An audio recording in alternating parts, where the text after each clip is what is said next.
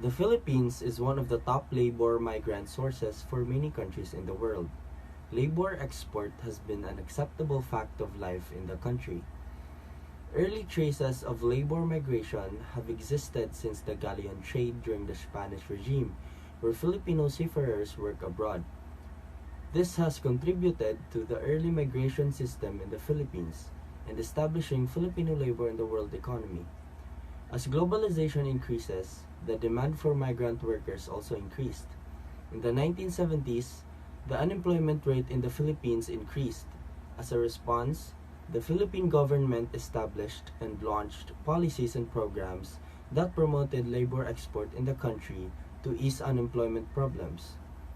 Currently, these programs are still in place and labor migration is still highly prevalent. Filipinos migrate for work abroad in the hopes of providing well for their families while substantially contributing to the Philippine economy by bringing in remittances and providing a means of income driving economic growth. It was not long after these exports significantly aided the country's sinking economy that Filipino migrants are then labeled as Bagong Bayani. The coining of the term Bagong Bayani was caused by cultural, historical, and religious factors.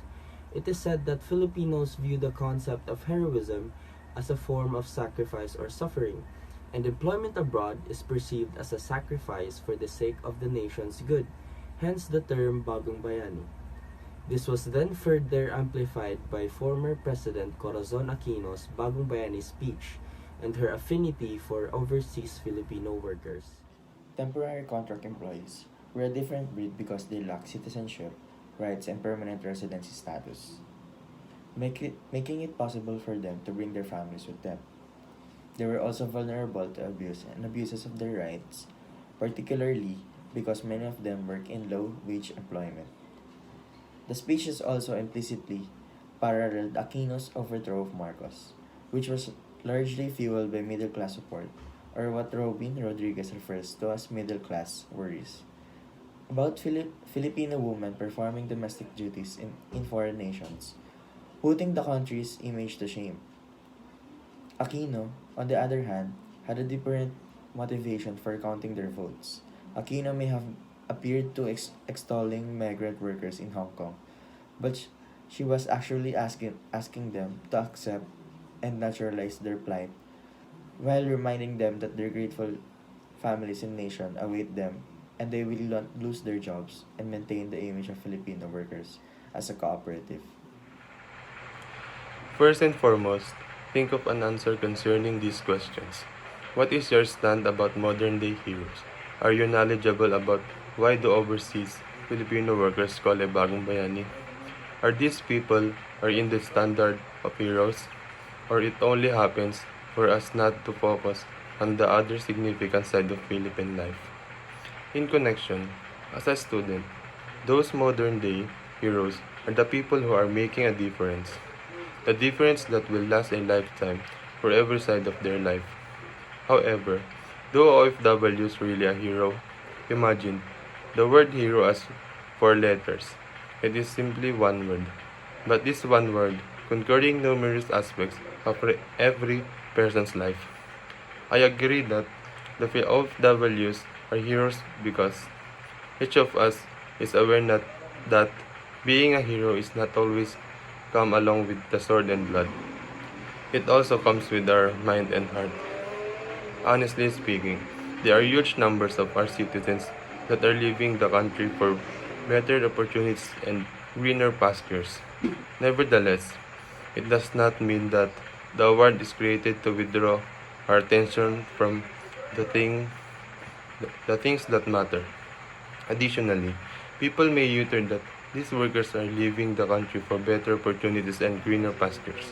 However, do they think that those sets of circumstances are for their loved ones and not for themselves? True that, OFWs are not just simply called modern day heroes, for the reason that these human beings put a lot of effort into working abroad. For me, we do not look for them. OFWs reveal themselves as a heroes because of their hard work, caring characteristics, and putting a lot of sacrifices. As I said earlier, citizens are leaving the country for a better future. However, this better future is not just circling around them, but also helps and contributes to the economy of the Philippines through the monthly remittances that they send to their loved ones. In conclusion, through criticizing the Bagong Bayani, OFWs proved that they are more than just a hero. For the thought that they are strongest soldier that do not give up on even they are away from their families and friends, even if they are uncomfortable with the environment, even they feel alone, and even if they suffer physical and emotional abuse from their employers. OFWs are traumatized with lots of scars and injuries, and they have been taught and they have been through a lot. But look, they keep fighting and standing for a better life. And that OFW are our bagong bayani.